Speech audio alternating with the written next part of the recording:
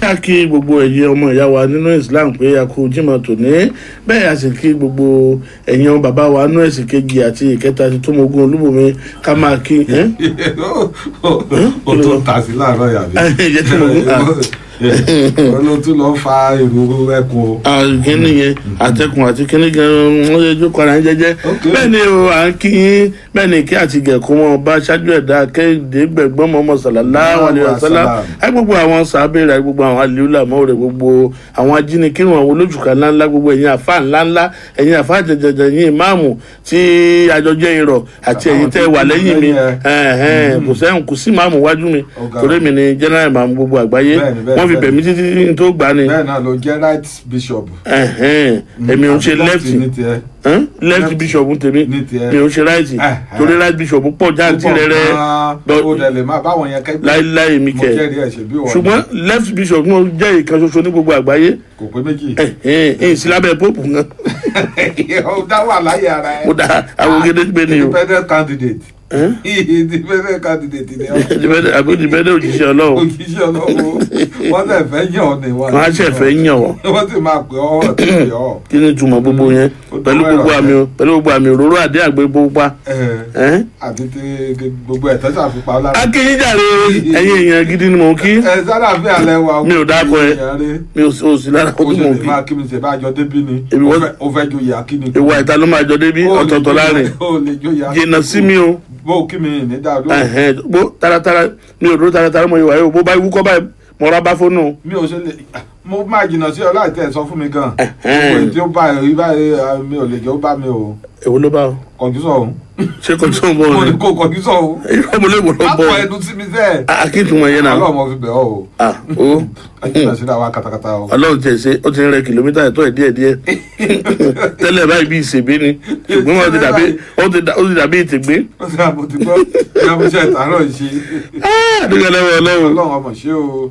ẹ̀yin olólùfẹ́ wa olólùfẹ́ iléeṣẹ́ rédíò àdàbà àtúntìdé náà nù gẹ́gẹ́ bí ìṣe wa o Bíọ́dún Káyọ̀dé yìí rèé ní iléeṣẹ́ rédíò àdàbà 88.9 FM ẹ mọ́ gbàgbé bá a ti ń sọ̀rọ̀ yìí ketekete báyìí lẹ́ẹ̀ mọ̀ wò wá lórí Facebook yín bẹ́ẹ̀ ni àdàbà 88.9 FM ẹ yẹ kàn tẹ́ ẹ lọ́bẹ̀ lórí Facebook ketekete báyìí lẹ́ẹ̀ mọ̀ wò wá ẹ mọ́ sì gbàgbé tó bá kù díẹ̀ kí tó yóò kẹnu bẹ́pọ̀ àpẹ̀kẹ́lu kinní kan ńgbà tá a ṣojú òpó lẹ̀ gẹ́gẹ́ bẹ́ẹ̀ ti mọ̀ yìí pé ẹ máa takòtò ẹ̀ àwa náà ó máa dá padà fún mi. ìṣe wa ni ní ọjọ́ ẹtì báyìí Bíọ́dún Káyọ̀dé jámúṣẹ́ tèmi ṣe kẹ ìyá ọmọ aláṣẹ jẹ. ẹ̀yin nítorí pé adébíyẹyìn má ṣì ní Yorùbá pè ní àgbà ọ̀lẹ nítorí ìdí èyí jẹ́ ti ìyá amúṣẹ́ tòní ṣe o Bíọ́dún Káyọ̀dé ṣó o mọ̀ wípé ìfikùnlukùn àti pẹ̀tùsáwọ̀ òun nìkan ni òpó gbòógì tí a lè fi gba ìjọba o gẹ́gẹ́ bí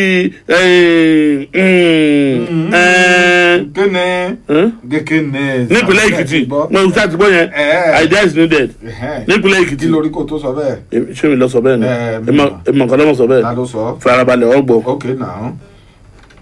Káyọ̀dé Bíọ́dún ẹ wo lóòótọ́ àti lódodo tí Tinubu tó bá máa ṣe ààrẹ orílẹ̀-èdè lọ́dún 2023 ó láwọn kankan tó gbúdọ̀ ṣe o.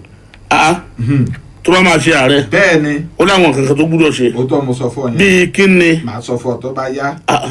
kí ló dé tó sọ báyìí. mi ti lè sọ ó lè bá tòun lẹ́nu gbọ́rọ̀. ó dáa o. Bíọ́dún Káyọ̀dé wọ́n mọ̀ di ẹrù kan wọ́n mọ̀ dirú sẹ́nẹ́tọ̀ kan lórí nípínlẹ̀ Ondo bíi níbi Jẹ́gẹ́dẹ́ ṣe fìdí rẹmi nínú ètò ìdìbò sípò gómìnà tó wáyé ọdún tó kọjá ọ̀hún. bẹ́ẹ̀ ni. kò sì yẹ rí kò yẹ rí tọ. mo ní ọdẹ ẹrù lẹ́nu ní kò yẹ rí. àtò lọ́ọ̀dẹ ẹrù lè ṣé mo lè dìrù lẹ́ lórí báyìí kò mọ yẹ rí ẹ. kí ni ti ń ṣe ọ́nà. èmi ò mọ nǹkan tó wọ́ọ̀rì ẹ. Káyọ̀dé Bíọ́dún ẹ wo gbogbo àwòrán mi tẹ́ rí gbòòrò tó sọ pé mo fẹ́ ṣe ààrẹ orílẹ̀-èdè yìí lọ́dún 2023 yẹn mi ò mọ nǹkan kan pẹ́ mi ò mọ àwọn tó lọ ńlẹ̀. ẹ mọ àwọn tó lẹ̀. mi mọ wọn. mi mọ wọn o. Bíọ́dún Káyọ̀dé. sórí àjọ Àmọ̀tẹ́kùn wọ́n ti fọwọ́ sí júwèé ilé fún ikọ̀ wọn tó yìnbọn wọn mọ́ ọlọ́kadà o bọ́n ṣe gbaṣẹ́ lọ́rùn rẹ̀ fi kọ́ báyìí iná tún lé lọ́rùn ọwọ́ mú gbà ẹ̀yìn agbófinró ẹ lọ fojú ẹ̀ balẹ̀ ẹjọ́. Ọlọ́run ìjà ṣiṣẹ́ dáná o. àmín o àmín o. Káyọ̀dé Bíọ́dún ẹ wo tẹ́ ẹ bá tẹ̀ máa takò wá ẹ ṣe níwọ̀nba náà kẹ́ẹ̀dẹ̀ wo bẹ́ẹ̀ sì sọ kẹ́ ẹ máa sọ̀rọ̀ tẹ́ ẹ máa sọ sí wa kẹ́. lórí títà tààtàkùn yín. dẹ́ẹ̀dẹ́ mìíràn họ. ká béèrè lọ́wọ́ ológun yín ká tó gba. dẹ́ẹ̀dẹ́ mìíràn họ. dẹ́ẹ̀dẹ́ mìíràn họ. dẹ́ẹ̀dẹ́ mìíràn họ náà pé. gbọ́dọ̀ forí jì ọ́. bí a dún. Káyọ̀dé. mo fẹ́ dá tọ́mì náà. ní kíákíá báyìí. mo ń bọ̀ jẹ́ lórí kejì náà. mo bá ìfaramọ́ gbà yẹn. tẹ́tí sí ìkéde pàtàkì yìí láti iléèwé Boldway International School. iléèwé tó gbóúnjẹ fẹ́gbẹ́ tó tún gbà wò bọ̀ ni. gbogbo àwọn akẹ́kọ̀ọ́ wọn ni wọ́n ń ṣàṣeyọrí. torí àwọn olùkọ́ tó dángájá ní bẹ́ẹ̀nbẹ́ẹ̀. ó yá gbogbo òbí àti alágbàtọ́ àsìkò ti tó kẹ́yìn náà kẹ́ mọ́mọ́ yín wá sí crèche nursery àti primary. iléèwé tó gbòǹtẹ̀ ìjọba ni. ẹ tètè wá forúkọ ọmọ yín sílẹ̀ torí iléèwé yìí kò sí fún ẹlẹ́yàmẹ̀yà àbí ẹlẹ́sìnmẹ̀sìn. ọkọ̀ ń bẹ tí ó mọ̀ kọ́ àwọn ọmọ yín. owó iléèwé wọ̀ gàrà ní Boldway International School. àwọn ọlọ́pọlọ pípọ̀ olùkọ́ ni wọ́n ń kọ́ àwọn ọmọ wa. bákan náà ni wọ́n tún ń kọ́ wọn níṣẹ́ ọwọ́. ẹ wo àǹfààní rẹpẹtẹ ní tẹ́yìn náà bá mọ́mọ́ yín wá. ẹni tó bá mọ́mọ́ méjì mẹ́ta wá wọ́n máa fún wọn ní discount. Boldway ti sáyé dẹ̀rọ̀. ẹ tètè máa bọ̀ wá ní Boldway International School tó wà ní Ondo Road Ajípowó ní Custom Junction lẹ́gbà wọlé. ẹ lè pè wọ́n sórí ẹ̀rọ ìbánisọ̀rọ̀ 09069406594 09069406594.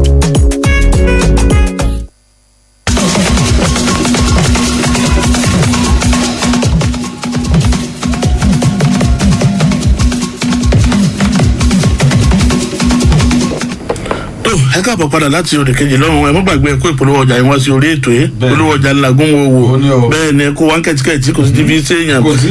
bí a dún. Káyọ̀dé. ẹ jẹ́ ká mú ṣe ètò ní ìbáyé o.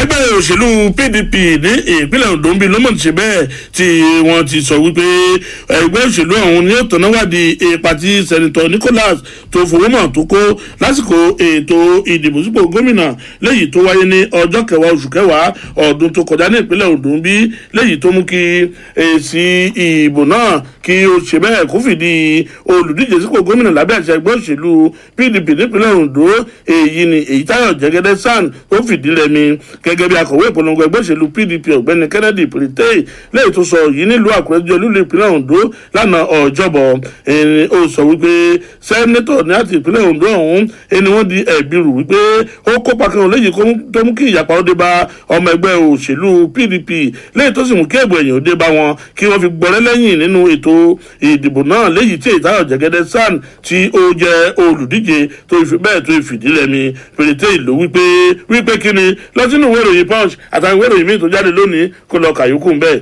Káyọ̀dé.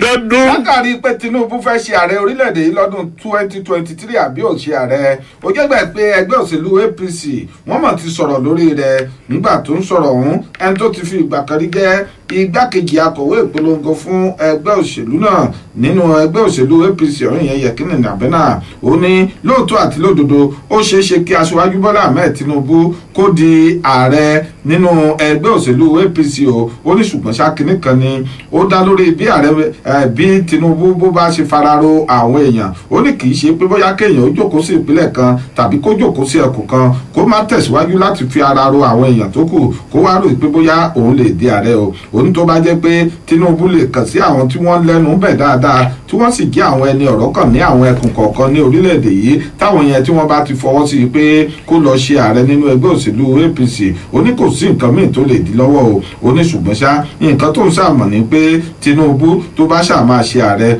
ọwọ́ rẹ̀ gan fúnra rẹ̀ ló wà o ẹ̀kúnrẹ́rẹ́ ìròyìn náà kọjá lọ sínú ìwé ìròyìn Daily Post kẹ́ ẹ lọ kà á. Bíọ́dún. Káyọ̀dé.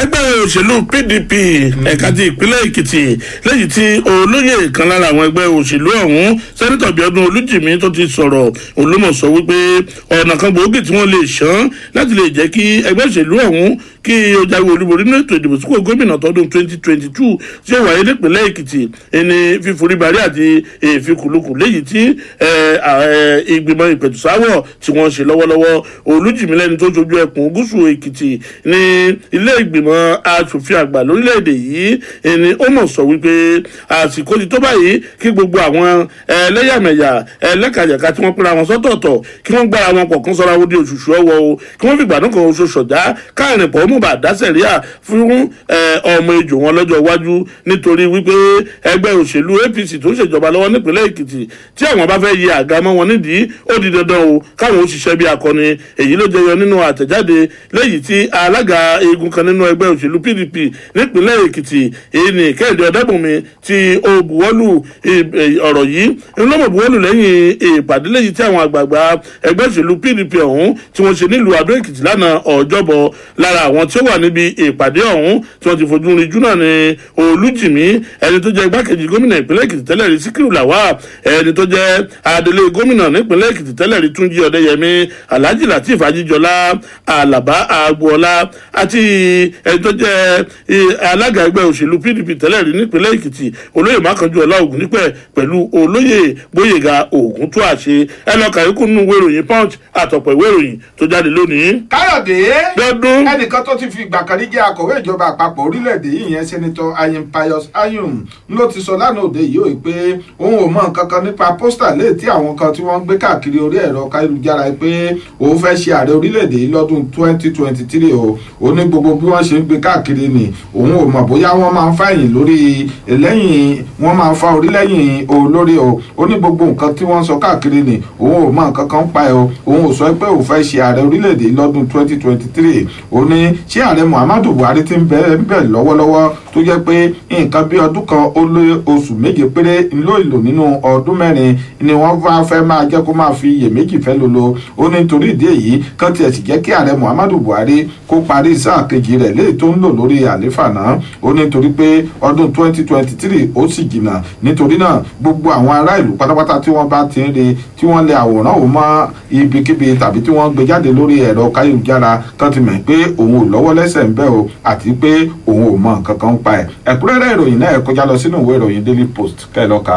Bíọ́dún Káyọ̀dé gbogbo ẹnikẹ́ni náà tí ó bá fẹ́ mọ̀ tẹ́tí sí iléeṣẹ́ rédíò Àdàbà káàkiri àgbáláyé ẹ̀yẹ ṣáà lọ sórí ìtàkùn káyélujára www.adaba88.9fm tó bá sì jẹ́ pé lórí Facebook live ni kẹ́ ẹ mọ̀ wá kétékété bá ti ń sọ̀rọ̀ yìí Àdàbà 88.9fm iná ní kẹ́ ẹ tẹ o. lẹ́yìn tá a bá wá parí ètò yìí gan ẹ wá fẹ́ wo fọ́nrán amóhùnmáwòrán wa gbogbo bá a ti ṣètò yìí gbogbo àti gbogbo dédédé tí Bíọ́dún ṣe fún mi gbogbo ẹ̀fọ́ wa tá lẹ́rìí nínú fúnra amóhùnmáwòrán wa ẹ ṣáà lọ sí Àdàbà FM TV lórí YouTube yín bẹ́ẹ̀ bá ń bẹ̀ kétékété ni. tó bá ti máa wò wá máa rọra jẹ́tù sí ọ lórí kó má lọ pè mí ní tọ́gì. mò ń tàṣírí ẹ̀ ní. máa fọ tọ́gì láàrin àwọn méjèèjì lónìí. iléeṣẹ́ Bíọ́dún Káyọ̀dé ilé-ẹjọ́ alágbèéká lẹ́yìn tí ó wà nílùú Adó Èkìtì lánàá Ọjọ́bọ̀ ló ṣe bẹ́ẹ̀ tó lu kóńdó ẹ̀wọ̀n mọ́ ó kéré táwọn 10 ọ̀tọ̀ọ̀tọ̀ lórí ẹ̀wọ̀n oṣù kọ̀ọ̀kan náà sì fún wọn o látàrí pé wọ́n dalẹ̀ sí ibi kùtọ́ láàrin ìgboro ìlú Adó Èkìtì tó jẹ́ olú ìlú ìpínlẹ̀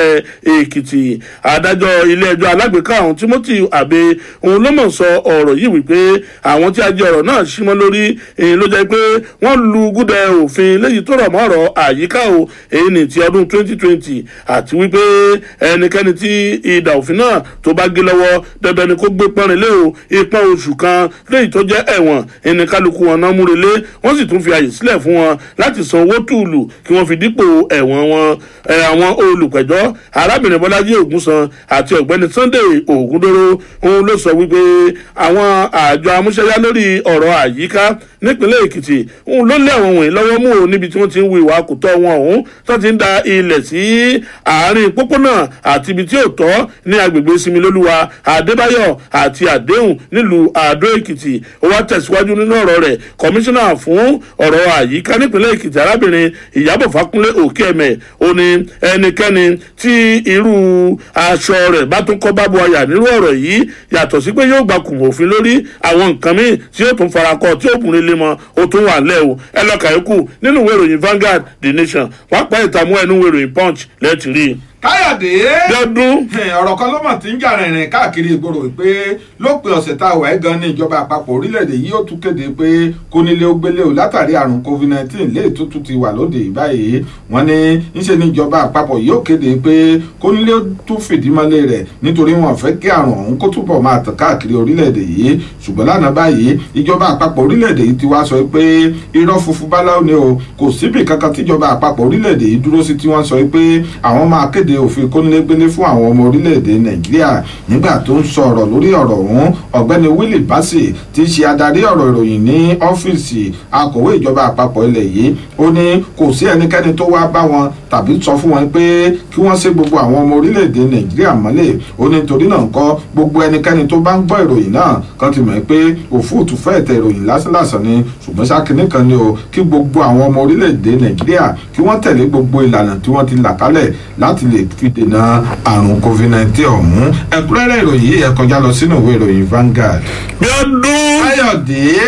àjọ ètò ààbò lẹ́yìn tó jẹ́ ti ẹkùn gúúsù ìwọ̀ oòrùn orílẹ̀-èdè yìí àmọ̀tẹ́kùn ẹ̀ka ti ìpínlẹ̀ ọ̀yọ́ òun ló mọ̀ tí bẹ́ẹ̀ tán ti fojú ìkan lára ọmọ àjọ ọ̀hún léyìí tí wọ́n ní ó ṣe kú pààyàn èyí ni Kazeem Afọlábí wọn ti fojú rẹ̀ hàn ẹ̀hún náà. Kazeem Afọlábí ọ̀hún ni wọ́n fi ẹ̀sùn kàn pé ó yìnbọn mọ́ ọlọ́kadà kan Tosin Thomas nílùú Ìbàdàn jẹ́ ìlú ìpínlẹ̀ ọ̀yọ́ lọ́jọ́rú ọ̀sẹ̀ yìí. Gẹ́gẹ́ bí ìròyìn bí ó ti sọ, adarí àjọ àmọ̀tẹ́kùn náà ajagunfẹ̀yìntì Ọláyínká Ọláyanjú nínú àtẹ̀jáde tó fi ta lánàá ọjọ́bọ̀ láti ọwọ́ abẹ́sìnkáwọ́ lórí ọ̀rọ̀ ìròyìn sí arábìnrin Ayọ̀lọ́lá Adédọjà ló wí pé Afọlábí ọ̀hún ló hùwà léyìí tó tayọ àlàkalẹ̀ àti òfin tí wọ́n fún àjọ àmọ̀tẹ́kùn náà. Ó ní lọ́wọ́lọ́wọ́ báyìí wọ́n ti gbaṣọ lọ́rùn rẹ̀ fi kọ́ o, wọ́n sì ti fà á lé iléeṣẹ́ ọlọ́pàá lọ́wọ́ láti pọ̀n án lọ sí ilé ẹjọ́ kó bá lè fojú winá òfin. Adarí àjọ àmọ̀tẹ́kùn òun ló kábàámọ̀ lórí ikú tí ó gbẹ̀mí Thomas náà,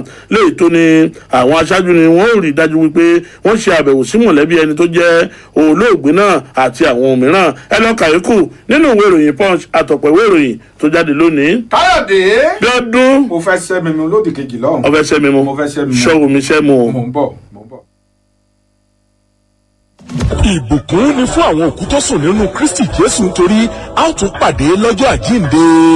ká má gbàgbé pé àti pọ̀ àjẹráyé. èyí ni gbogbo ẹbí Akíngbèsọtẹ̀ nílùú Ìdànrè fi ń kéde ìpapòdà àtayẹyẹ àṣekágbá òkú màmá wa ìyá wòlíì Felicia Akíngbèsọtẹ̀ tó jẹ́ pé olùgbàlà lọ́jọ́ 11 oṣù kẹta ọdún tá a wà yìí lẹ́yìn tí màmá ti lu 100 ọdún 100 years lókè èèpẹ̀. ọjọ́ Friday ọjọ́ 15 oṣù kìíní ọdún yìí ńlá lọ gbé ara màmá nílé ìgbókùpamọ́sí ti Bell lákùrẹ́ wá sí ilé wọn tó wà ní nọ́mbà 114A Ìròwò Hospital Road lákùrẹ́. lọ́jọ́ ìkan náà ńlá tẹ̀síwájú lọ sí ìlú ọkọ màmá tó wà ní nọ́mbà 38 Majo Street Odòdó Ìdànrè fún ìsìn àṣálẹ́ onígbàgbọ́ láago 4 ìrọ̀lẹ́. ọjọ́ Sátidé ọjọ́ 16 16th January yìí ń lè tó ìsìn ìsìnkú ní dédé aago 9 àárọ̀. lẹ́yìn ìsìn ńlá lọ fi ara màmá fún ilẹ̀ juwọ́ sí màmá létí ibojì Bódìgbò ṣe nílé wọn tí ń bẹ láládé Ìdànrè lórí pápá àṣẹrẹ iléèwé Ìdànrè High School ńlá ti pàdé fún ètò ìgbàlejò àtijọ́ ẹni ọmọ sinmi bímọ màmá Prophetess Felicia Akíngbèsọtẹ̀ ìyá wòlíì oníbàtà kálọ kábọ̀ nílé ìsìn máa sùn lókàn àyè Elédùmarè títí dọjọ́ ológo. gbogbo ọmọ àtọmọmọ òun ló ń kéde. Wálé irú oògùn apakòkòrò wo lòun fi sí kòkó rẹ? Mo rí wípé àwọn kòkòrò tí ẹ rìn nínú oko rẹ débi wípé wọ́n jẹrun. Kòkòrò joríjorí ti fẹ́ jẹ oko mi run tán báyìí ó sì gbà mí. Ṣé o ti gbìyànjú Capsitox? Capsitox mi ò tí ì gbọ́ yẹn rí o. Capsitox ni oògùn apakòkòrò ajẹ́bidán tó ṣe fi lé àwọn kòkòrò jìnnà sí kòkó àti àwọn ohun ọ̀gbìn rẹ. Só sì dán ọ lójú. Bẹ́ẹ̀ni, ìwọ kàn lo Capsitox sachet kan pẹ̀lú ẹ̀rọ afikun ìrọ̀rùn ló bá dé. Irọ́ ni o. Ó tún dùn ún lò yàtọ̀ sáwọn oògùn apakòkòrò míì. Ìyẹn túmọ̀ sí pé màá dán Capsitox wò nìyẹn láti sọkọ fáwọn kòkòrò joríjorí tí wọ́n fẹ́ sọ mí sóko gbèsè. Ibo ni mo ti wá lè rí Capsitox rà báyìí? Lọ sí èyíkéyìí ilé ìtajà ohun ọ̀gbìn tó bá súnmọ́ ọ tàbí kó pe 0807 749 4225. Kí ló ń dúró dè? Ìwọ náà gbìyànjú Capsitox lónìí kó o lé kòkòrò joríjorí jìnnà sí oko rẹ. Ilé-iṣẹ́ Saro Agrosciences Limited tí í ṣe alágbàtà Mackenzie ló ń pè é tó ń tà á. Makanaki a sọ̀rọ̀ ànádi bá mi kojúmọ́ tó mọ́ ṣé bí èsì àti fóònù ló fẹ́ lọ rà ọmọ olóòtú ti yára tẹlifíṣàn. ọlọ́sọ ìmọ̀ débi tó ń lọ́nà iléeṣẹ́ top success ní í ṣe bẹ́bẹ́ èrò wìtìwìtì ẹni ṣò ní iléeṣẹ́ top success láti jàǹfààní ìràkàngbà kan ìwọ́ṣẹ́ àti wọlé ra fóònù bíi iPhone, Samsung, Infinix, Tecno, Nokia àti bẹ́ẹ̀ bẹ́ẹ̀ lọ bó ti ṣe tẹlifíṣàn tí ó gbà wúrà jáde sunbẹ̀ àwọn gbẹ̀dú tó milẹ̀ títì fìríjì air conditioner washing machine àti gbogbo ohun èlò létí ń lò náà pátá bó o ṣe ń ra àwọn ọjà wọ̀nyí ló ti lẹ́tọ̀ọ́ sẹ́bùn fóònù ayọ́nù lọ́sọ̀ àtàwọn ẹ̀bùn kàbìtì míì bẹ́ẹ̀ ni wọ́n tún tèròjà fóònù tó jẹ́ fọ́lọ́kọ́ọ̀mù ó yá wa lọ jàǹfààní èrè ìfà nílé iṣẹ́ top success tó wà ní number 1 ìjọmú junction off ọbadẹ́sídà road ládojúkọ olúkáyọ̀dé shopping complex àkúrẹ́ wọ́n tún wà nílọrin ìbàdàn ìlú èkó àti yíká orílẹ̀-èdè nàìjíríà 08023161635 ó sì lè kàn sí topsuccess.ng.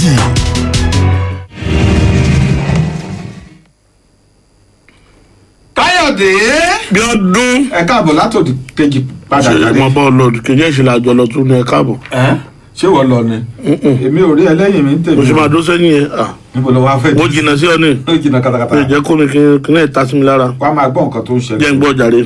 pẹ̀lú bó ṣe jẹ́ pé ẹni tó jẹ́ mínísítà fún ọ̀rọ̀ ẹ̀kọ́ ní orílẹ̀-èdè yìí Àdàmú tó sọ ní ọjọ́ ajé ọ̀sẹ̀ tá a ṣẹ̀ fẹ́ parí yìí wípé àwọn sì ń wò ó wọ́n sì tún ṣe àgbéyẹ̀wò bóyá àwọn ọmọ iléèwé yóò wọlé ní ọjọ́ 18 oṣù kínní ọdún tí a wà yìí ní báyìí o gbogbo àwọn èèyàn ni wọ́n ti bẹ̀rẹ̀ sí ní sọ̀rọ̀ lórí ọ̀rọ̀ náà tí wọ́n sì ń rọ ìjọba àpapọ̀ pé kó jẹ́ káwọn ọmọ iléèwé ọ̀hún kó wọlé lánàá òde báyìí wọ́n ti wá fi léde o wọ́n ní pẹ̀lú bí gbogbo rẹ̀ bó ṣe ń rí báyìí ọjọ́ 18 oṣù kínní ọdún yìí tí wọ́n ti kọ́ kéde tẹ́lẹ̀ pé àwọn ọmọ iléèwé yóò wọlé ni wọ́n ní ó sì wà síbẹ̀ o tó bá ti di ọjọ́ ajé tí í ṣe ọjọ́ 18 oṣù kínní ọdún tí a wà yìí kí gbogbo àwọn ọmọ iléèwé ó múra kí wọ́n máa gba iléèwé wọn lọ o nígbà tó ń sọ ọ̀rọ̀ lórúkọ mínísítà tó wà fún ọ̀rọ̀ ẹ̀kọ́ ní orílẹ̀-èdè yìí Ben Gong ó ní pẹ̀lú bí gbogbo nǹkan ṣe rí báyìí àwọn ti ṣe ìpàdé papọ̀ pẹ̀lú àwọn gómìnà àti gbogbo àwọn ẹni ọ̀rọ̀ kan tó fi mọ́ gbogbo àwọn kọmíṣánná fún ọ̀rọ̀ ẹ̀kọ́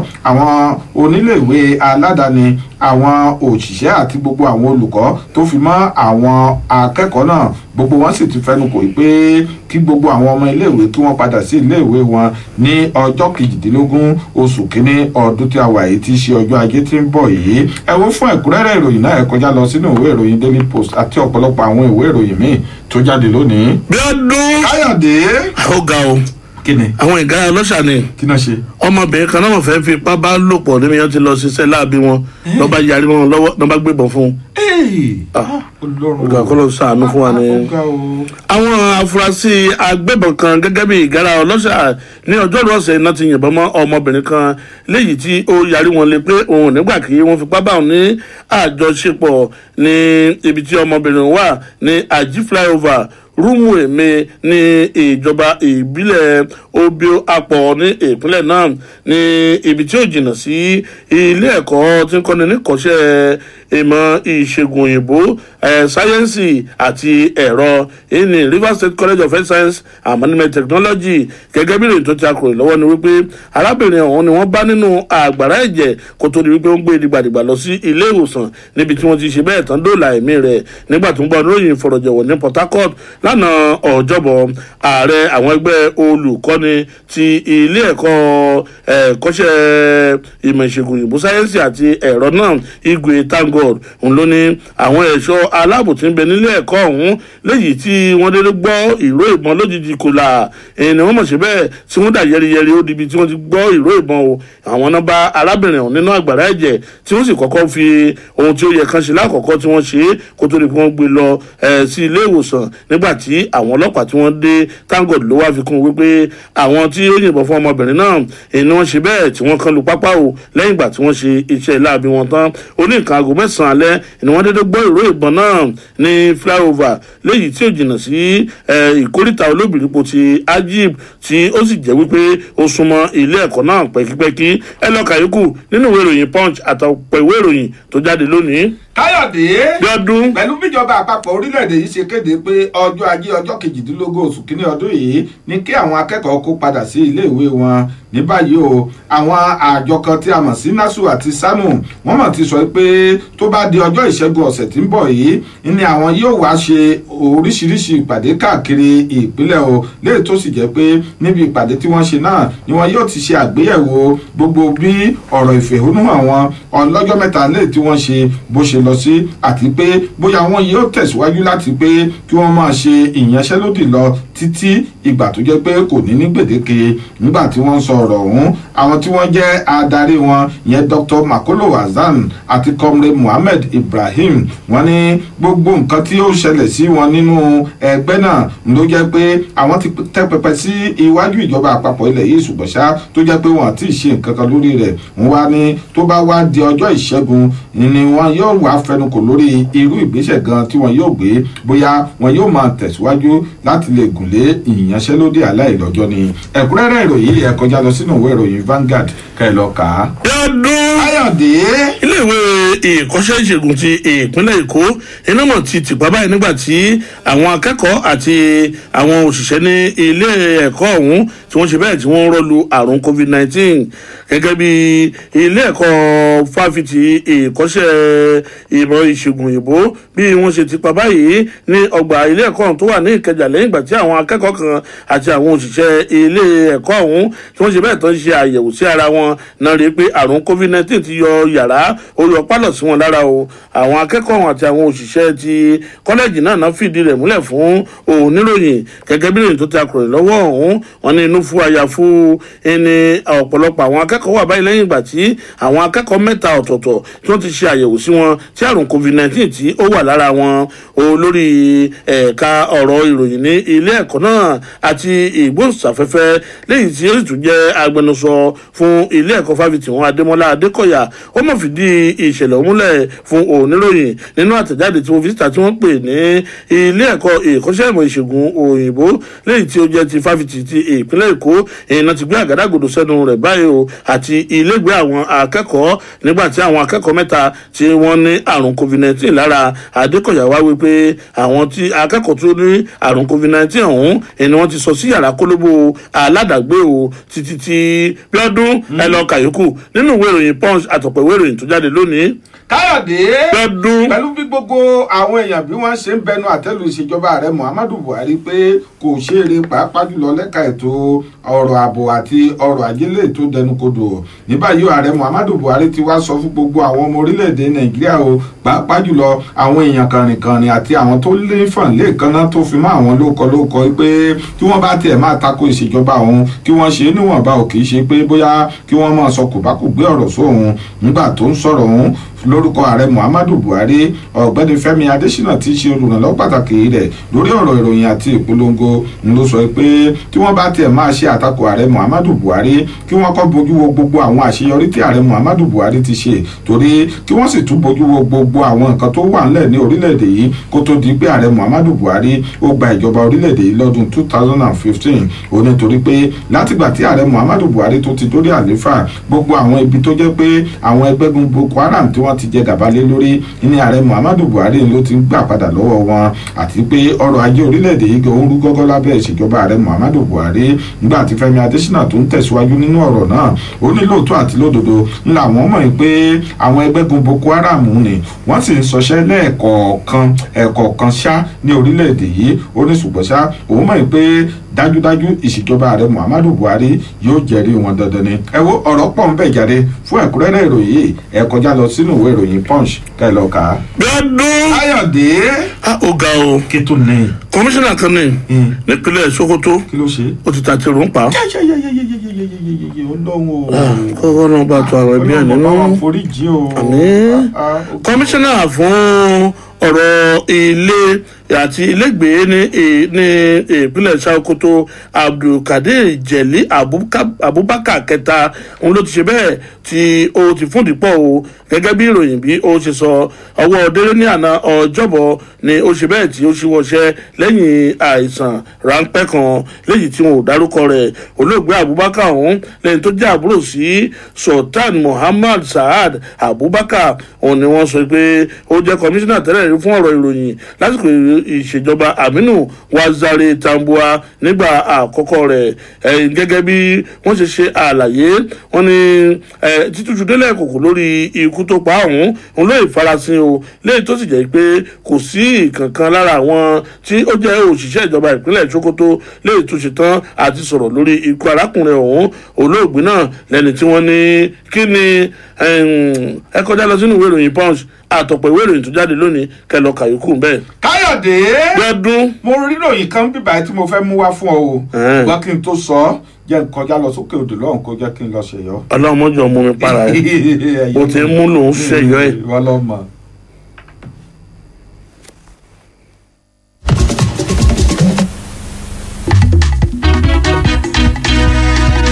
dìde kára ó lè dìde kára ó lè ó yá lè dànù orí fífọ́ lè dànù ara ríro lè dànù òtútù ibà lè dànù for fast relief of cold pain fever and headache dìde kára ó lè kókó. ẹ sọ fún ẹ̀fọ́ ní òtútù ibà tara ríro kí wọ́n kán lùgbọ́ one time kára ó lè ti dé o àgbáwọlé ní sẹ́ni àkàwọlé ń tẹ̀ kan koríko tẹ̀lé bá ti tẹ̀ òtún gbérí mọ́ dìde kára ó lè lúbúlúbú funfun pẹ̀ yẹ̀rú kù sarajọ mẹ́ra yágágá àjàká kò tí sọkọ fún ẹ̀fọ́ ní òtútù ibà tara ríro lágọ̀ ara káì kàṣàkàṣà knockout agbára ju agbára lọ dìde kára ó lè jagunla bí olùgbòǹgbò gàjàtọ̀ ara jàtọ̀ kìtìlẹ̀ ẹgbẹ́ ìlúra kẹgbà Tuyi Pharmaceutical Industries Limited àwọn tó lórúkọ tó ṣe gbẹ́kẹ̀lé níbi ká gbóògùn òyìnbó ló ṣe bára rẹ ò bá yá lẹ́yìn ọjọ́ mẹ́ta má ṣàfihàn o kàn sí dókítà rẹ.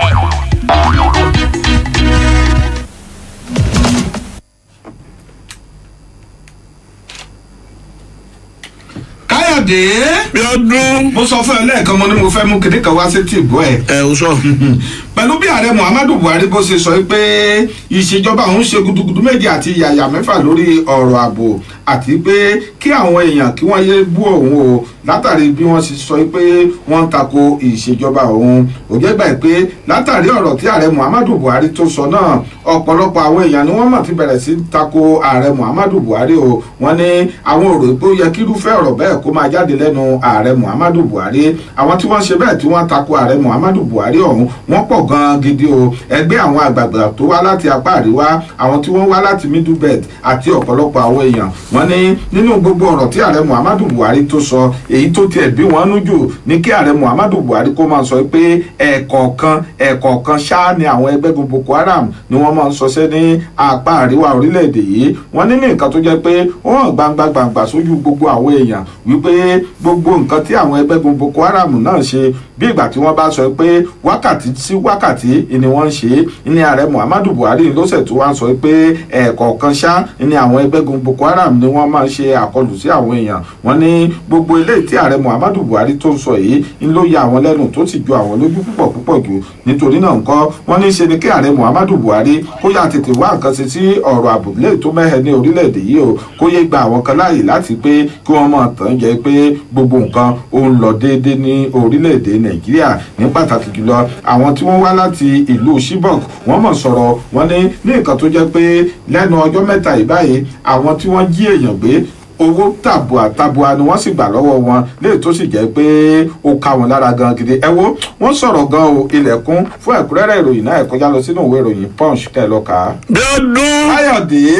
ó jẹ́ máa mọ orísun omi tó mu kó o wo omi hùn dáadáa kó tó mọ sẹ́mi mu èyí tó ń sẹ́mi mu kiri kọ̀rọ̀ yìí jẹ́ wo omi tó ń mu dáadáa. ọmọ mi ò ní ta wíyé. tó bá tẹ̀ jọ ń ta wílé ohun tó bá mu mi ń gbá méjì ẹ̀rí ẹ̀ pa mí. Ọlọ́run wà pẹ̀lú mi. so ṣàdúrà ní abọ́gbára rẹ̀ mọ̀ràn èmi kò ló sọ bẹ́ẹ̀ o látàrí bí àrùn onígbá méjì bóyá dédé lálẹ́ wù ha o ní ìjọba ìbílẹ̀ méjì ọ̀tọ̀ọ̀tọ̀ ní ìpínlẹ̀ Benue ní ìjọba ìpínlẹ̀ ọ̀hún ti pa á láṣẹ o ó ti ké sí gbogbo àwọn tí ó wà ní ìlú náà pàápàá láwọn tó wà létídò wípé kí wọ́n rí i dájú wípé wọ́n mọ orísun omi tí wọ́n mu o àti wípé gbogbo omi tí wọ́n bá ti rí i wípé kò tòrò kò sì bá ojú mu kí wọ́n sá fún láti mu nítorí àrùn onígbá méjì léyìí tí ó gba ìgboro kan ní báyìí wọ́n ní ìròyìn ní kò dín ní èèyàn mẹ́rìnlá ọ̀tọ̀ọ̀tọ̀ tí wọ́n sọ wípé ó ti ta tẹ́rù nípa o látọwọ́ àrùn nígbà méjì lẹ́yìn ìjọba ìbílẹ̀ Gùmà àti ìjọba ìbílẹ̀ Àgàtú ní ìpínlẹ̀ náà gẹ́gẹ́ bí kọmíṣánná fún ètò ìlera àti ọ̀rọ̀ ọmọnìyàn nípínlẹ̀ náà dókítà Joseph Ngbea gẹ́gẹ́ bí ó ṣe sọ lẹ́yìn tó sì kì í sí gbogbo àwọn olùgbé ìpínlẹ̀ ọ̀hún láti ṣọ́ra fún omi kómi ní mímu àti pàápàá jùlọ àwọn tó wà ní etídò wípé kí wọ́n ṣọ́ra gidigidi fún àwọn omi tí wọ́n kàn kí kébọ̀ tí wọ́n ń bù sẹ́nu lásán nítorí ìdí èyí ọ̀pọ̀lọpọ̀ àwọn omi òun ló jẹ́ wípé ó ti ní kòkòrò ní tanwíyí àti àwọn àrùn mìíràn nínú kọ́mọkànmọ́ dédé rọ́ọ̀nù débi tí àrùn onígbá méjì yóò àmọ́ dúkùkù lájà mọ́ wọn kiri ẹ lọ kàríkù nínú ìròyìn punch àtọ̀pọ̀ ìwé ìròyìn tó jáde lónìí. káyọ̀dé lọ́dún pẹ̀lú ọ̀rọ̀ tí ààrẹ muhammadu buhari tó sọ lórí ètò ààbò ni ó jẹ́ gbà pé aṣòfin kan tẹ́lẹ̀ rí ní orílẹ̀-èdè yìí yẹn dr muhammad junad ó mọ̀ ti sọ̀rọ̀ sí ìjọba ààrẹ muhammadu buhari wọ́n ní irọ́ funfun bá lọ pátápátá gbà ní ìṣèjọba ààrẹ muhammadu buhari ń pa lórí ọ̀rọ̀ ààbò lè tó sọ pé ó ti dúró re láwọn apá ibìkan ní orílẹ̀-èdè yìí ó ní kí ló dé tó fi jẹ́ pé ààrẹ muhammadu buhari àti ìṣèjọba rẹ̀ wọ́n parọ́ fún àwọn ọmọ orílẹ̀-èdè nàìjíríà ní nǹkan tó wọ̀n gbangba sí wọn pé kò rí bẹ́ẹ̀ ó ní ẹ wá máa wò ó ṣé ẹ̀mẹ̀ pé tí irọ́ bá ti lọ lógún ọdún ọjọ́ kan ṣoṣo péré báyìí ni òótọ́ máa lè bá ó ní nítorí pé ńṣe ló yà òun lẹ́nu pé irúfẹ́ ọ̀rọ̀ bẹ́ẹ̀ lè máa jáde ní àti ẹnu ààrẹ muhammadu buhari ní nǹkan tó jẹ́ pé nínú ọ̀sẹ̀ tá a wà yìí nìkan bí odidi ọ̀nà bíi mẹ́rin ni wọ́n ti ṣe àkọlù sí àwọn èèyàn láti ọwọ́ àwọn ẹgbẹ́ gun boko haram wọ̀nyí ó ní pẹ̀lú bí ààrẹ muhammadu buhari bí ó sì tẹ́tí sí nǹkan tí àwọn ará ìlú sọ tó jẹ́ pé àwọn kan ni wọ́n wá sí ọ̀dọ̀ rẹ̀ tí wọ́n sì ń tàn jẹ ó jẹ́ nǹkan gan tó burú púpọ̀ jù tí wọn yóò sì tún wá máa fi eléyìí parọ́ fún àwọn ará ìlú ó ní kí ààrẹ muhammadu buhari bá fẹ́ ṣe dáadáa kó ń fúnra rẹ̀ kó bọ́ agbádá rẹ̀ sílẹ̀ kó lọ sí gbogbo àwọn ibi tí wọ́n ti sọ pé àwọn ẹgbẹ́ gun boko haram wọ̀nyí tí wọ́n ti ń ṣiṣẹ́ ìgbà yẹn gan ló mọ̀ pé irọ́ funfun báláwo ni àwọn tó ń bò ń ṣiṣẹ́ ni wọ́n wá pa fóun o nítorí ààrẹ muhammadu buhari ó dàbí ẹni pé kò mọ nǹkan tó ń lọ láàrin ìlú ẹ wo fún ẹ̀kúnrẹ́rẹ́ ìròyìn ẹ kọjá lọ sínú ìwé ìròyìn Vanguard ká ẹ lọ kà á. bí ọdún káyọ̀dé àwọn ọlọ́pàá náà ti ṣe àrèbápàdé àwọn kọlọ̀rọ̀sí kan tó jẹ́ pé egbògi olóró ni wọ́n fi ń ṣiṣẹ́ ṣe o gẹ́gẹ́ bí ìròyìn bí ó ṣe sọ tó sì jẹ́ wípé egbògi olóró tí wọ́n gbà lọ́wọ́ wọn ó fẹ́ tó ní mílíọ̀nù 10 náírà gẹ́gẹ́ bí ìròyìn ọ̀hún bí ó ṣe tẹ̀síwájú iléeṣẹ́ ọlọ́pàá ìpínlẹ̀ Ògùn òun ló ṣe báyìí tí ó ti gba ó lé ní mílíọ̀nù 2 náírà àti egbògi olóró léyìí tí ó tó ní mílíọ̀nù 10 náírà lọ́wọ́ àwọn kan tí wọ́n mọ̀ sí àwọn fàyàwọ́ egbògi olóró nígbà tí wọ́n lọ ṣe bẹ́ẹ̀ tí wọ́n lọ kọlù wọ́n ní ibùba wọn nípínlẹ̀ ọ̀hún kọmíṣánná ọlọ́pàá ìpínlẹ̀ náà Edward Ajogun léyìí tí ó sọ nínú ọ̀rọ̀ rẹ̀ nígbà tí ó ń ṣe àfihàn àwọn ẹ̀rí máa jẹ́ ẹni tó onírúurú egbògi olóró tí wọ́n gbà lọ́wọ́ àwọn ará bíi ní olú iléeṣẹ́ ọlọ́pàá ìpínlẹ̀ Ògùn tó wà ní Eléwéran nílùú Abẹ́òkúta ju olú ìpínlẹ̀ Ògùn Àjògùn wípé àwọn ọlọ́pàá ni wọ́n kò gìlì síṣẹ́ o nígbà tí wọ́n gba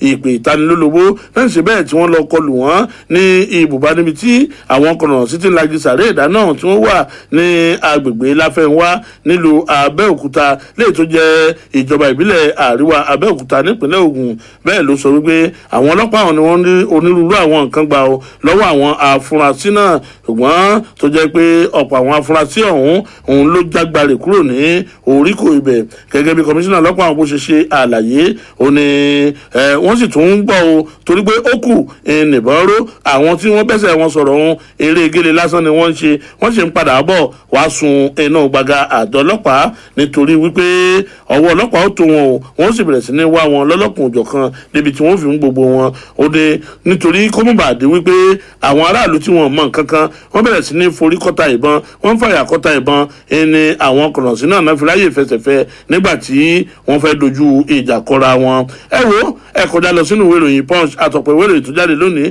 kẹ́ ẹ lọ kàwékù bẹ́ẹ̀. káyọ̀dé lọ́dún látàrí ọ̀rọ̀ tí bíṣọ̀bù Matthew Kúkà tó sọ léè tí wọ́n sọ pé kó lọ mórí wá kó fọrùn lẹ̀ níbi tó ti sọ pé ìṣèjọba ààrẹ Muhammadu Buhari ni ò dára rárá léè tó sì gba etí òdì létí ìjọba orílẹ̀-èdè yìí àti àwọn ẹgbẹ́ mùsùlùmí kan léè tí wọ́n fi pàṣẹ fún mi pé kó fi ìlú Sokoto sílẹ̀ ní báyìí o ẹgbẹ́ àwọn ọmọlẹ́yìn Kristi nílẹ̀ yìí wọ́n ti wá ṣèkìlọ̀ yìí pé nǹkan kan ò gbúdọ̀ ṣe Bishop Kúkà o wọ́n nítorí pé àwọn wo gbogbo ọ̀rọ̀ tó sọ ní ìgbà tí wọ́n sọ pé ó sọ ọ̀rọ̀ náà kò síbì kankan tó ti tako ẹgbẹ́ mùsùlùmí tàbí kí ó sọ ọ̀rọ̀ láburú kan kó sọ sí wọn wọ́n nítorí náà nǹkan kan ò gbúdọ̀ ṣe o bákan náà ni àwọn ẹgbẹ́ tí máa ń kọ̀wé jà fún ẹ̀tọ́ ọmọ ènìyàn tí a mọ̀ sí Ìrúwà ní àwọn náà wá képe ààrẹ Muhammadu Buhari pé kó yá tètè lọ fi pápẹ́ ọba gbé ẹni tó jẹ́ olùrànlọ́wọ́ pàtàkì sí lórí ọ̀rọ̀ ìròyìn àti ìpolongo ìyẹn Garba Shehu látàrí bó ṣe jẹ́ pé ó fi ọgbọ́n ẹ̀rẹ̀ ẹ̀rọ ó ń fi sọ̀rọ̀ sí Bishop Kúkà Kúkà ńgbà tó ń sọ pé lóòótọ́ àti lódodo ni Bishop Kúkà ló ti ṣe ọ̀pọ̀lọpọ̀ àwọn èèyàn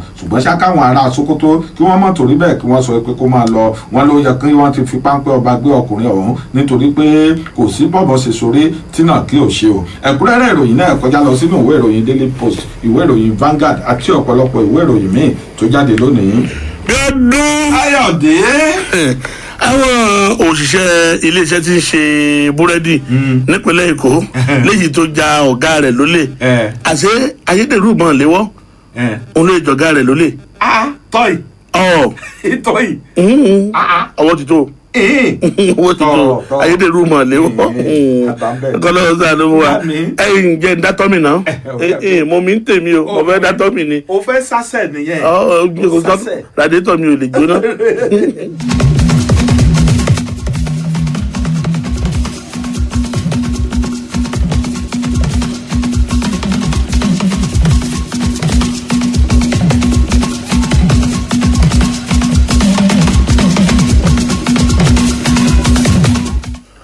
kò dín ní àwọn afurasí mẹ́tàlá ọ̀tọ̀ọ̀tọ̀ tí ọwọ́ ṣìkún àjọ ọlọ́pàá ti tẹ̀ látàrí wípé àwọn ni ó máa ń ṣe ìdígunjalè ní súnkẹrẹ fàkẹrẹ ọkọ̀ ní agbègbè tógèètì àtijọ́ àti ọjọ́ta nípínlẹ̀ Èkó léyìí tó jẹ́ wípé wọ́n ti ran ọlọ́pàá lọ́wọ́ nínú ìwádìí wọn báyìí ní oríkò àwọn ọlọ́pàá tó máa fi mú fílẹ̀ ìwà ọ̀daràn ní Yaba gẹ́gẹ́ bí agbẹnusọ iléeṣẹ́ ọlọ́pàá ìpínlẹ̀ Èkó Múyìwá Adéjọbí bó ṣe sọ nínú àtẹ̀jáde tó fi ta lánàá ọjọ́bọ̀ léyìí tó sọ wípé àwọn afurasí mẹ́tàlá ọ̀tọ̀ọ̀tọ̀ ẹni wọ́n tàta tòpó lọ sí SCID pẹ̀lú àṣẹ láti ọwọ́ kọmíṣánná ọlọ́pàá ìpínlẹ̀ Èkó Hakeem Odùmọ́sù ọwọ́ àfikún wípé àwọn afurasí náà ńlọ́wọ́ ṣìkún òfin tẹ̀ láti ọwọ́ àwọn ọlọ́pàá Rapid Response Squad RRS gẹ́gẹ́ bó ṣe sọ ó mọ̀ dárúkọ àwọn mẹ́tẹ̀ẹ̀tàlá síbẹ̀ Bíọ́dún tó bá fẹ́ mú kọ́ wọn lọ kàn lé ọ̀dọ̀ rẹ ìyókù ẹ̀ lọ kánú iwájú ilé yín inú ìwé ìròyìn Punch àtọ̀pọ̀ ìwé ìròyìn tó jáde lónìí ló sórí ọkọ̀. Káyọ̀dé. Bíọ́dún. yẹ ká gba ìpè. o fẹ́ gbé pè. ìpè má sọ. irú àgbà tó ló jẹ́ ká gbé o ní bó ṣe pé òun. sọ ma pé mo ti sọ pé aṣọ ìjà mi yà láàárọ̀. ìwọ ló pè mọ́ra tó mọ̀ pé. má jẹ́ tún padà lọ gbé aṣọ ìjà wọ̀ o. tó bá gbé wọ o lè bá mi bímọ. oyin ti lọ wàá kú àtàsá. ẹ ti lọ tèmi. àwa máa kú ká ẹ. ìgbélé mi. ìwọ ló mọ. ọ̀dọ̀ àjàre gẹ́gẹ́ bí a ti sọ fún yín tí ẹ bá fẹ́ máa gbọ́ akákàkiri àgbáláyé ẹ má gbàgbé ẹ lọ sórí ìtàkùn káyélujára àdàbà 88.9 FM ẹ kàn tẹ www.adaba 88.9 FM tẹ́báyì kétékété káàkiri àgbáláyé ibikíbi tẹ́ bá wà lẹ́tì máa gbọ́ wa tẹ́ bá fẹ́ mọ̀ wá kétékété Facebook live wa àdàbà 88.9 FM ẹ mọ̀ wò wá ń bẹ̀ wò ní kétékété ẹ fẹ́ máa wo ìwà tí Bíọ́dún wù bẹ́ẹ̀ ṣe wà kétékété kò tẹ́ àti ìwà ẹ̀ lẹ́yìn tá a bá parí ètò lẹ́yìn tá a bá parí ètò ẹ kàn rọra lọ sí àdàbà FM TV lórí YouTube yín ọtán ojú bẹ́ẹ̀ lọ a wá ṣe ojú òpó lẹ́ẹ̀bà ohun méjìlá pẹ̀kẹ́lù lónìí lẹ́ẹ̀bà dá sí kì í kàn ṣe wípé a wà máa sọ̀rọ̀ ohun méjì ohun àkọ́kọ́ àwọn èèyàn wọ́n fà mọ́ra wọn lẹ́nu ìwé ìròyìn sọ bẹ́ẹ̀ náà fà á àwọn ọmọléèwé wọ́n wọlé ní ọjọ́ kejìdínlógún àwọn kan sọ pé kò tí ì dájú o àwọn kan sọ pé ó ti dájú o bẹ́ẹ̀ làwọn ìwé ìròyìn náà tọ́ lẹ́sẹlẹ́sẹ nínú ọ̀sẹ̀ yìí ó jẹ́ ohun tó jẹ́ wípé kò sójúmọ́ kan tí ìwé ìròyìn sọ̀rọ̀ ń pa rẹ̀ àpẹ̀kẹ́lu. bẹ́ẹ̀ làwọn olùkọ́ fásitì làwọn sọ pé àwọn ò tí ì ṣetán láti wọlé. bẹ́ẹ̀ làwọn akẹ́kọ̀ọ́ kan sọ pé wọ́n lu àwọn olùkọ́ wọn o wọ́n bá kọ̀ láti sílẹ̀ ẹ̀kọ́ fún wọn. sọ́ra ẹ̀ ilé ìkan ìkejì káàdì ìdánimọ̀ tó ọmọ orílẹ̀-èdè yìí àti nọ́mbà tí ń bẹ̀ẹ̀ tán ni ó jẹ́ ìtàkùn tí ó so káàdì ìdánimọ̀ orílẹ̀-èdè pẹ̀lú àwọn ẹ̀rọ ìpè tí ó so wọ́n papọ̀ NIN àpẹ̀kẹ́lu. a máa pẹ̀kẹ́lu. torí ọjọ́ tíjọba dábàá ìpèpèpè yóò dé bá. ìjọba náà wò yẹsẹ̀. olóhùn yẹsẹ̀ kó ń bẹ̀.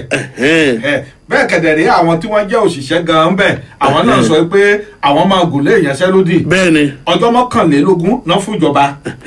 gbogbo ọ̀pọ̀lọpọ̀ àwọn ọmọ orílẹ̀-èdè Nàìjíríà wọn kàn tí ẹ tí rí kíní òsì rárá. bí ìgbà tí èèyàn gbàwé ìlú òyìnbó tó ń lọ sí ẹ́mbásì ni ẹnìmí gbẹ́ni lọ́wọ́ ọ̀pọ̀lọpọ̀ ọmọ nàìjíríà náà ń ké wọn láwọn kan ń gbowó lọ́wọ́ wọn àwọn kan ní àti ẹ̀gbowó o ṣùgbọ́n àárọ̀ náà wọlé níṣẹ́ la dúró bí. àwọn òṣìṣẹ́ àwọn tó ń fún àwọn èèyàn lọ́jọ́ tí wọ́n máa wá àwọn èèyàn ò tẹ̀lé kíni wọ́n ń wá síbẹ̀ wọ́n fẹ́ kọjọ́ òun ó bá wọn lábo. ọ̀dà 081 62 51 9991 ẹ̀gbọ́n mi dáadáa 081 62 51 9991 ó jẹ́ àkọ́kọ́ ìkejì 090 81 77 8793 090 81 77 8793. ó ti tó jáde gbogbo èèyàn ló máa ya olódò bíi tiẹ̀ ni bó o ṣe pé lẹ́ẹ̀kan gan wọ́n ti mọ̀ bẹ́ẹ̀ ni mo sọ fún ọ. hello. ẹ kú ojúmọ́ o. ẹ mà káàárọ̀ sa. ẹ ṣeun ta ló ń pè láti bolẹ̀ tí ń pè. orúkọ tèmi ni Abímbọ́lá Afọlábí. láti bo bólẹ̀ láti ọ̀rẹ̀ láti ìlú ọ̀rẹ̀.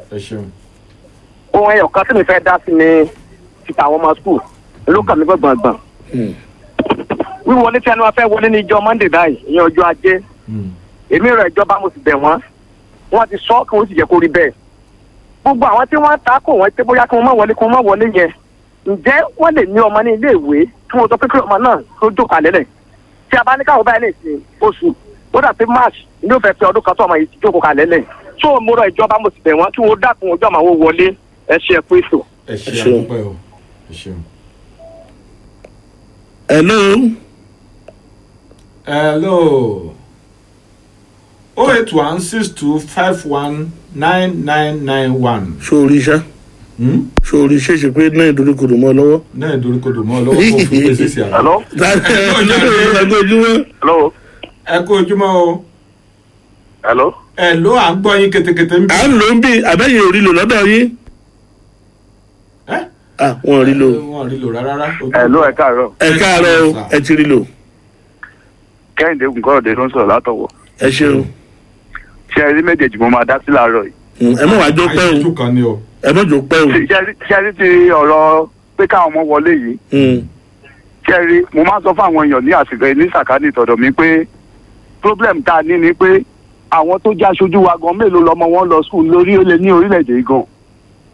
so àti wá wọlé gan káwọn lára ìyẹn ò tiẹ̀ kọ̀ wọ́n àtọ̀ because most of them ọmọ wọn ò lọ léèwé ní àyíká wa so kò jẹ́ kí yẹn já káwọn lára ìyẹn number one then ti ọ̀rọ̀ national id card kẹ́rì okay now for example ní ọ̀wọ̀ local government wàá lọ sí position kan wọn ní location míì just one location fún registration àwọn èèyàn adébẹ̀ ní 6 o'clock á báyàn bí 100 báwo náà ṣe expect pé kíyàn yẹn register àpòrò ń bẹ̀ láago 8 kò sí kankan lálẹ́ a tún máa jíbọ̀ láàjọ kejì láì ṣe pé olúwa ò níṣẹ́. ẹ ṣeun ìṣẹ́jú kan yín ti pèsè. ẹ ṣeun ẹ ṣeun ẹ ṣeun. àdúpẹ́ àti yọ ọ̀kan tá a fẹ́ yọ. àti yọ bẹ́ẹ̀.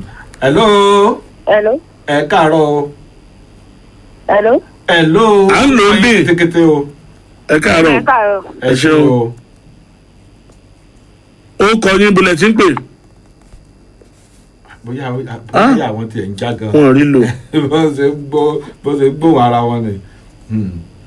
hello. hello ẹ kú ojúmọ́. ẹ káàárọ̀. ẹ ṣeun. ta ló ń pè láti bulẹ̀ tí ń pè. Gbẹ́ngà ló ń sọ̀rọ̀ látọ̀wọ̀. látọ̀wọ̀ ó mọ̀ sọ́wọ́ àwọn ará ọ̀wọ̀ yìí. nípa ti registration ti eléyìí tó ń lọ ìsà. bẹ́ẹ̀ni. èèyàn á jí débẹ̀ èrò á pọ̀ wọn èèyàn ò rí nǹkan ṣe then àwọn tó tún ṣe tán bá máa débẹ̀ wọ́n á ní wọ́n bribe àwọn kan 115 pé kó tó di pé wọ́n lè fún yàn láàyè àti ṣe registration yẹn. tó gbogbo wọn yẹn wá di pé bóyá wọn ò fẹ́ ṣe fún àwọn tí ò mú owó dání tó mo wá wò pé ṣé kíní máa fìdí múlẹ̀ lọ títí báyìí because wọ́n gba time lọ́wọ́ olúwa ẹ̀ kò jẹ́ kó olúwa ẹ̀ rí lórí ráàyè lọ síbi tó ti ṣiṣẹ́ tó mo ní kí n sọ bóyá ilé bá wa pàrọwà fún wọn wọ́n sọ̀pọ̀ ọ̀rọ̀ ti owó gbígbà àti eléyìí tó yẹ kán ṣe kíákíá. ọ̀dà àti ìṣòye ẹ ṣeun 08162519991 08162519991 ẹ ló ẹ kojúmọ́. ẹ káàárọ̀. ẹ ṣeun ta ló ń pè láti bẹ̀rẹ̀ tí ń pè. mr glory láti godan lisa. ẹ ṣeun. ṣe rí ọ̀rọ̀ registration yẹn kọ́ ìkéde federal government kó jọ kó fọjọ́ kún o because ààrí ṣe ojú kan ṣe náà ti ń ṣe lókìtì pàmbí òkè tẹ́tẹ́ ti dẹni ó dẹ̀ wá ń títì ó rísìkì fún àwọn ènìyàn kọ́ fọjọ́ kún bíbẹ̀ kọ́ a máa protect wa àníjó lé o. ẹ ṣeun. ẹ ṣe o. 09081778793. hello. hello ẹ kojúmọ́. ẹ kó ẹ ṣeun ta ló wà lójú òpó. king ganiyan láti lọ rẹ. ẹ ṣeun. ọ̀rọ̀ covid-19 ká rọ ìjọba àpapọ̀ ká má jẹ́ kí covid-19 táìmì kó má tún dàbí eléyìí tó wáyé ní last year tó bẹ̀rẹ̀ nínú oṣù kẹta ó affect àwọn ọmọ wa ní school eléyìí dẹ̀ ni a tún fẹ́ kó affect àwọn ọmọ wa ní school àwọn ọmọ yìí ti pẹ́ ń léjò ó dẹ̀ máa. kì í ṣojú òpó mi ẹ má jòrè o ẹ má jòrè ẹgúsọ. àtọ̀dọ̀ wọn náà ni ó jẹ́. hello. hello. ẹ kú ojúmọ́ ta ló wà lójú òpó. 08162519991 081. ṣé òdoríkodò náà ń tọ̀ lọ́dọ̀ tẹ̀. hello. ẹ káàárọ̀. ẹ ṣeun ta ló ń pè láti bo. ìwà ló sọ̀rọ̀ láti gòbà.